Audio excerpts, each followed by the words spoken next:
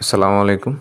Fermi মুরগির set তৈরি করার আগে কিছু কাজ পড়ে রয়েছে। এখানে কিছু চারা আছে যেগুলা লাগাই দিতে হবে।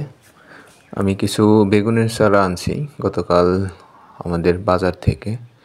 ৬টা বেগুনের চারা ১১০ টাকা নিছে। এগুলো বড় বড় হবে এবং মোটা হবে, যেগুলো বেগুনির জন্যে ভালো হবে। রোজার মাসে বেগুনি যাতে করা যায় সেজন্য এগুলো লাগাই দেওয়া হচ্ছে। আছে কিছু বেগুন গাছ আছে যেগুলো প্রথম দিকে মোটা বেগুন আসতো, এখন সেগুলো একদম চিকন হয়ে গেছে, সেজন্যেই লাগানো হইতেছে। এটা হলো আমাদের মূল বাগান। হ্যাঁ, এখানে একটা মরিচ গাছ ছিল, মরিচ গাছটা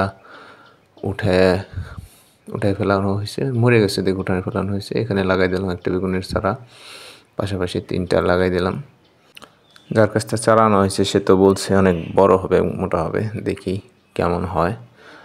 ছোট ছোট বেগুনের ফুল অলরেডি চলে আসছে। আব্বু চলে আসছে হেল্প করার জন্যে। একটা চারা সেও লাগালো, দুজন মিলে লাগাই ফেললাম। এই যে পাশে বেগুন গাছ একটা চিকন একটা বেগুন ধরে রয়েছে, আপনারা সম্ভবত দেখতে পারতেছেন ডাইন সাইডে। আর এই সামনে এগুলা রসুন লাগানো হয়েছিল, রসুন বেশি ভালো হয় নাই, ছোট ছোট হয়েছে। এই যে লাগাই দেওয়া হয়েছে। এই যে আমাদের আগের পুরাতন, এখানে বড় বড় বেগুন হইতো, এখন একদম ছোট। হ্যাঁ, এই যে আর একটা ছোট বাগান, এখানে ধনিয়া পাতা লাগানো হয়েছে, এগুলোও ধনিয়া পাতা। এই সামনে একটা ছোট্ট একটা মরিচ গাছে অসাধারণ সুন্দর একটা মরিচ, অনেক মরিচ ধরছে। মরিচের জাতটা বলছিল এরি মরিচ, আসলে কি মরিচ অনেক ধরছে, ছোট গাছে ধরছে। এই যে পাশে আরও কিছু মরিচ গাছ আছে, পাশে পেঁয়াজ ক্ষেত করা হয়েছে। আর এই বেগুনগুলা ধরছে অনেক ছোট ছোট বেগুন, একদম চিকন ছোট। হ্যাঁ, বলছিল বড় বড় বেগুন হবে।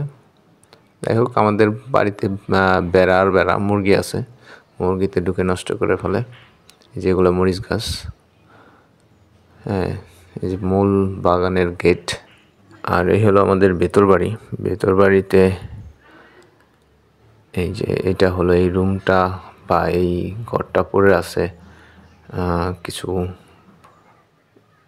মাল সাবানা দিয়ে। যাই হোক, এটা পরিষ্কার করলে সুন্দর একটা রুম হবে। ভাবছি এখানেই কিছু ফার্মি মুরগির জন্য সেট তৈরি করবো, কিছু মুরগি পালন করব।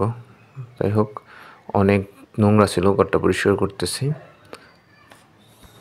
আর এখানে অলরেডি কিছু দেশি মুরগি পালন করা হইতো, এখনও আছে, যেগুলো সামনে একটা খোয়ার দিয়ে পালা হয়তো ছেড়ে থাকতো, বাইরেই থাকতো।